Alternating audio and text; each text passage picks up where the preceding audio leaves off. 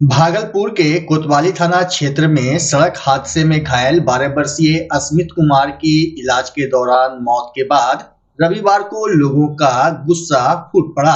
Asmit Kumar TNB collegiate school के समीप रहने वाले अमित राजीव पासवान के पुत्र थे। शनिवार रात तेज रफ्तार और अनियंत्रित सीएनजी ऑटो की चपेट में आने से वह गंभीर रूप से घायल हो गए थे।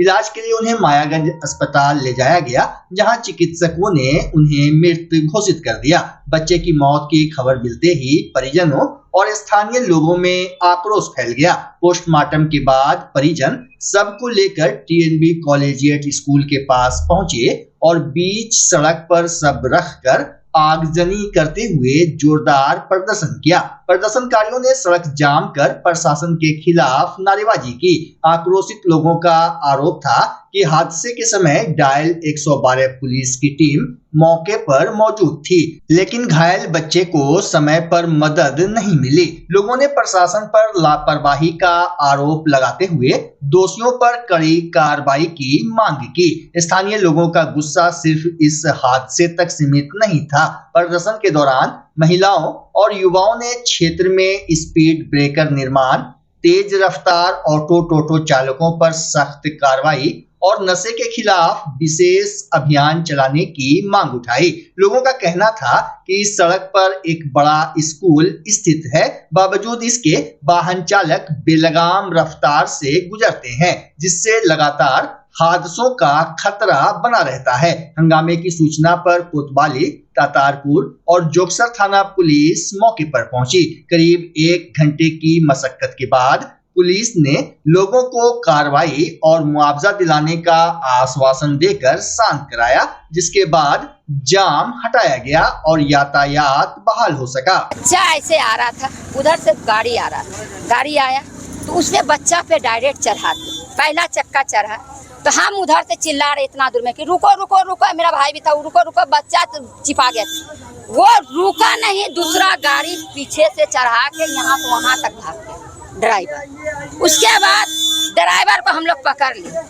यदि 112 आया तो हम लोग बच्चा के लिए छटपटा रहे, तो हम लोग को नहीं देख के ड्राइवर को पकड़ा। ड्राइवर को ले गया यहाँ अस्पताल। कौन 112? नहीं, अभी कोतवाली थाना। पहले 112 आया, उसके बाद कोतवाली आया। ठीक। पहले उसके बाद कोतवाली लेके गया यहाँ घंटाघर, वहाँ कागज पत्तर बना के हम लोग को वहाँ मायागंज लेके न गया, हम लोग खुद लेके गए। जो सही सलामत है उसको लेके गया, मारा, हाँ केस बना दिया कि मारा। ठीक है, मेरा बच्चा जो मरा वापस आएगा। सर, कल हमारे समाज के एक बच्चे छोटे से इस जगह अपना राइट साइड में खड़े थे, पर उधर से ओवरटेक करते हुए एक ऑटो आया और बच्चा भी चढ़ा दिया। अब बच्चा जो है उसी जगह पूरा उसका पसली उसने टूट गया, एकदम नाजुक स्थिति में थे। यहाँ पे 112 लगी हुई थी, पर वो कोई मदद नहीं किया। उसको और ड्राइवर जो एक्सीडेंट किया था बच्चा को, ड्राइवर को उठा के ले गया, पर वो बच्चा को नहीं ले गया जो तड़प रहा था अपने जिंदगी और मौत से। टोटो के ड्राइवर को ले गया 112। हाँ, 112 लेके चला गया। 112 नहीं, ले गया कोतवाली। अच्छा, कोतवाली लेके गया। उस समय अगर एम्बुलेंस आ जाती तो आज बच्चा भी ठीक ठाक रहता। क्या नाम है आपका? रितेश कुमार। सड़क जाम नहीं हुआ तो ये तो आक्रोश था। सड़क जाम का कोई इरादा लोगों का नहीं था। हम लोग बाद में आए तो समझा बुझा कर प्रशासन आए, प्रशासन समझा दिए हैं और बढ़िया ही बात बोले। लोगों का मांग गलत नहीं था, इन लोगों का मांग था ब्रेकर, और 112 रहते हुए यहाँ कार्रवाई नहीं किया। वो अगर 112 चाहता तो आज हमारा बच्चा यहाँ जीवित रहता। विक्रमशिला सेतु पर तैयार किए गए बेली ब्रिज का उद्घाटन रविवार को बिहार सरकार के पथ निर्माण मंत्री इंजीनियर कुमार शैलेंद्र ने फीता काटकर और नारियल फोड़कर किया। उद्घाटन के साथ ही 3 मई की रात से बंद पड़े सेतु पर छोटे वाहनों का परिचालन फिर से शुरू हो गया। इस मौके पर पथ निर्माण विभाग के सचिव पंकज कुमार पाल, जिलाधिकारी डॉक्टर नवल किशोर चौधरी, वरीय पुलिस अधीक्षक प्रमोद कुमार समेत कई अधिकारी और जनप्रतिनिधि मौजूद रहे। समारोह के दौरान बेली ब्रिज निर्माण कार्य में महत्वपूर्ण योगदान देने वाले अधिकारियों, अभियंताओं और कर्मियों को सम्मानित भी किया गया। मंत्री कुमार शैलेंद्र ने कहा कि बीआरओ की टीम ने विपरीत परिस्थितियों में सराहनीय कार्य किया। उन्होंने बताया कि पहाड़ी और ठंडे क्षेत्रों में काम करने वाली टीम ने भीषण गर्मी में दिन रात मेहनत कर मात्र 16 से 20 दिनों के भीतर इस परियोजना को पूरा कर जनता को समर्पित किया। उन्होंने सभी श्रमिकों और अधिकारियों का आभार व्यक्त किया। जिलाधिकारी डॉक्टर नवल किशोर चौधरी ने कहा कि मुख्यमंत्री के निर्देशानुसार सेतु को जल्द से जल्द चालू करने का लक्ष्य तय किया गया था। जिला प्रशासन, पुलिस प्रशासन और बीआरओ की टीम ने समन्वय बनाकर इस चुनौतीपूर्ण कार्य को समय पर पूरा किया। उन्होंने कहा कि आम जनता से किया गया वादा निर्धारित समय से पहले पूरा कर दिया गया है।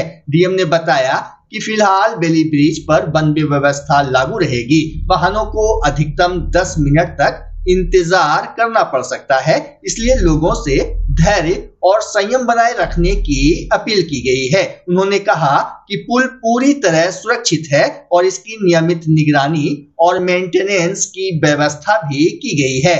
आज हम लोग के लिए बहुत ही सुखद क्षण है और यशस्वी मुख्यमंत्री ने जो कहा था आज जनता को सुपुर्द किया गया। पूरी टीम हमारी जो बीआरओ की टीम है, हम आदरणीय राजनाथ सिंह जो केंद्रीय, उनको भी धन्यवाद देना चाहते हैं कि एक कॉल पे हमारे मुख्यमंत्री सम्राट चौधरी का और तुरंत उनकी टीम यहाँ आई और खासकर हमारे जिलाधिकारी, हमारे सचिव पाल साहब, ये सारे लोग और यहाँ की जनता भी जो दिन रात मेहनत करके पूरी टीम के साथ यहाँ समन्वय बनाया और आज बेमई जनता को हम लोग सुपुर्द कर रहे हैं। आने वाला जो दूसरा फेज का काम है, माँ भोलेनाथ से हम मनाते हैं, माँ काली से मनाते हैं, कि वो भी फेज बहुत जल्द पूरा हो पाए। मुख्यमंत्री महोदय का निर्देश था कि इसे जल्द से जल्द जनता को समर्पित किया जाना है। इसके आलोक में मैं, एसएसपी साहब, हमारी पूरी टीम, सभी लोग लगे रहे। खास करके मैं बीआरओ की टीम को बहुत धन्यवाद दूंगा।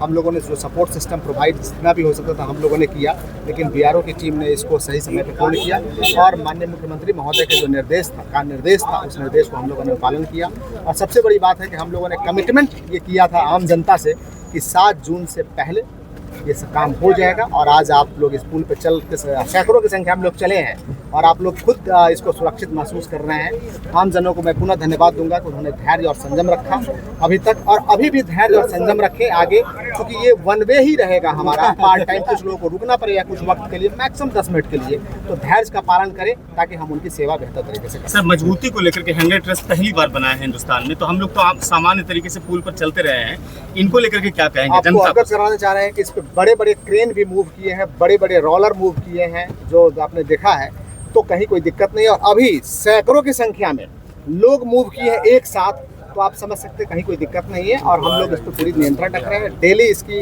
हम लोग मेंटेनेंस भी करेंगे और उस मेंटेनेंस का वीडियो भी आम जनों को सपोर्ट करेंगे अपने ट्वीट के माध्यम से कि हमने मेंटेनेंस इसको किया। Thank you. सबसे पहले मैं भागलपुर वासियों को बधाई देना चाहता हूं, अपनी पूरी टीम को, माननीय मुख्यमंत्री को धन्यवाद देना चाहता हूं, बीआरओ को धन्यवाद देना चाहता हूं। और यहाँ पे हम लोग पर्याप्त संख्या में एक शिफ्ट में कम से कम 25 से 30 हमारे पुलिसकर्मी रहेंगे। चारों बेली ब्रिज के जो है दोनों साइड में रहेंगे और दोनों पुल के दोनों साइड में रहेंगे। भारी वाहनों को रोकना और छोटे वाहनों को जो है रेगुलेट करना, ये हमारी पूरी ट्रैफिक टीम यहाँ 24 घंटे रहेगी और उनके लिए हम लोग यहाँ रहने के लिए भी बेसिक व्यवस्था कर रहे हैं। इस तरीके से किसी को कोई घबराने की जरूरत नहीं है। थोड़ा वन वे में कुछ दूर जो है 10-5 मिनट वेट करना पड़ेगा, तो जनता को इसको समझना पड़ेगा। जनता जैसे अभी धैर्य से काम की है, आगे भी हमारे साथ देगी, इसके लिए मैं पूरी तरीके से आश्वस्त हूँ। और पुनः हमारी पुलिस की टीम और पूरा प्रशासन आम जनता के लिए तत्पर रहेगा। अनुभव की बात करेंगे अगर, तो ये हमारा बीआरओ में हम लोग नॉर्मली बॉर्डर एरिया में काम करते हैं। शहरों में, आम शहरों में हमारा प्रेजेंस कम है। बिहार में तो हमने कभी बीआरओ ने काम नहीं किया है, तो उस हिसाब से अगर बात करेंगे तो पिछला 1 महीना, मैं 4 तारीख को यहाँ पर आया था जब ये पुल क्षतिग्रस्त हुआ था, जिसके लिए जैसे ही पुल क्षतिग्रस्त हुआ था वैसे ही इसकी सूचना केंद्र सरकार को दी गई थी। रक्षा मंत्रालय ने एक बीआरओ को जिम्मेदारी दी इसकी और सेम डे हम अपने साथ 2 अधिकारियों की एक टीम लेकर के यहाँ आ गए थे। उसके बाद से निरीक्षण हुआ, उस पर प्रपोजल बना, उसका अप्रूवल हुआ और उसका कार्यान्वयन हुआ और आज ब्रिज तैयार है।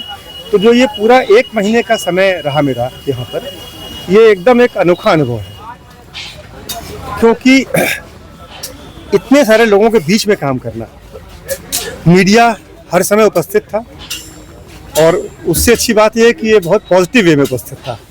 कहीं पर भी इसका कोई नेगेटिव अप्रोच या नेगेटिव एटीट्यूड कहीं भी दिखाई नहीं पड़ा हम लोगों को।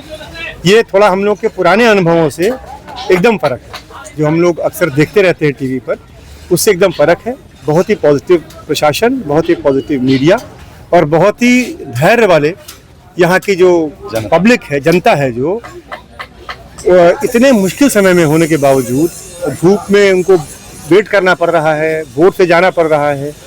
लेकिन हम लोग जब भी कभी बोट से क्रॉस किए दूसरे तरफ जाने के लिए, जब उधर हमारा काम चल रहा था, कभी हमने किसी के चेहरे पर ये शिकायत का माहौल नहीं देखा।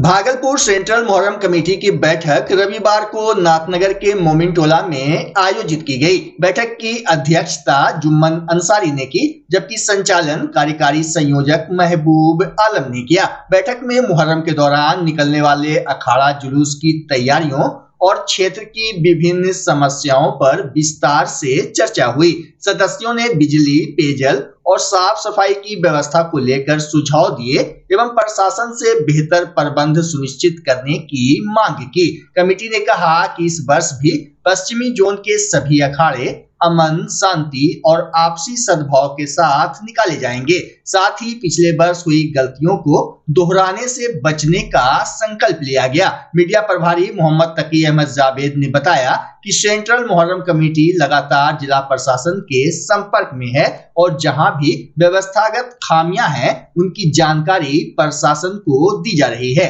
बैठक में मोहम्मद हुमायूं, भोला खान, जीनी हमीदी, मिंटू कलाकार, सैयद जियाउल हक, मोहम्मद इम्तियाज, एजाज अली रोज, पार्षद निजाहत अंसारी, जावेद अंसारी, अब्दुल करीम समेत कई गणमान्य सदस्य मौजूद रहे। सारे मोहल्ले में जागरूक होकर आप अपने तरीके से मजबूती के साथ अखाड़ा उठाएं और हम लोग यहाँ की समस्याओं को ले रहे हैं ताकि जिला प्रशासन तक इनकी समस्याओं को हम लोग रखें और समय से पहले हम लोग जो है यहाँ पर उसको प्रशासन को रखें ताकि प्रशासन और सेंट्रल मुहर्रम कमेटी की तालमेल बैठाने के लिए हमारे सम्मानित वार्ड पार्षद भी यहाँ पर जावेद अंसारी साहब, सब लोगों का सुझाव ले रहे हैं और इसको मजबूती कर रहे हैं। हमारे संयोजक डॉक्टर फारूक अली साहब काफ़ी हम लोगों को कह रहे हैं कि सारे जगह तो हम लोग जा के हमारे साथ मीडिया प्रभारी लगातार काम कर रहे हैं सब लोग। तो हम चाहते हैं कि हमारे मुहर्रम के पहले जितनी भी समस्या है, जितने मार्केट से हटा देते हैं ताकि एक शेड्यूल में निकले और इंशाअल्लाह ताला 2026 का जो अखाड़ा उठेगा वो शांति सद्भाव के माहौल में उठेगा। शांति सद्भाव में सेंट्रल मुहर्रम कमेटी के सारे सदस्य और सारे जिम्मेदार लोग यहाँ बैठकर पश्चिम जोन की जो परेशानियाँ हैं उस परेशानियाँ को किस तरह से सॉर्टेज किया जाए और प्रशासन को किस तरह से समझा बुझा करके उस सारे काम को, जितनी भी समस्या है, सारे काम को ध्यान दिया जाए। इसको लेकर पिछले कई हफ्तों से सेंट्रल मुहर्रम कमेटी के संयोजक, कार्यकारिणी अध्यक्ष सभी लोग मिल करके हर एरिया में जा कर कार्यक्रम कर रहे हैं। पिछले हफ्ते हम लोग आपके भतुड़िया में हम लोगों ने किया। लोगों को ये समझाने की कोशिश कर रहे हैं कि समाज के अंदर में एक अच्छा भेदभाव, अच्छी वातावरण में, अच्छे माहौल में, अच्छे तरीके से आपसी सद्भाव, आपसी भाईचारा, मेल मोहब्बत के साथ अपने त्यौहार को अंजाम दें और प्रशासन से जो भी हम लोग सारे एरिया से जो मांगे रहेंगे वो सेंटर मुहर्रम के सारे पदाधिकारी मिल करके हम लोग प्रशासन के पास रखेंगे। भागलपुर के नवगछिया में IBL फाइनेंशियल लिमिटेड नामक कथित फाइनेंस कंपनी द्वारा सैकड़ों महिलाओं से लाखों रुपए की ठगी का मामला सामने आया है।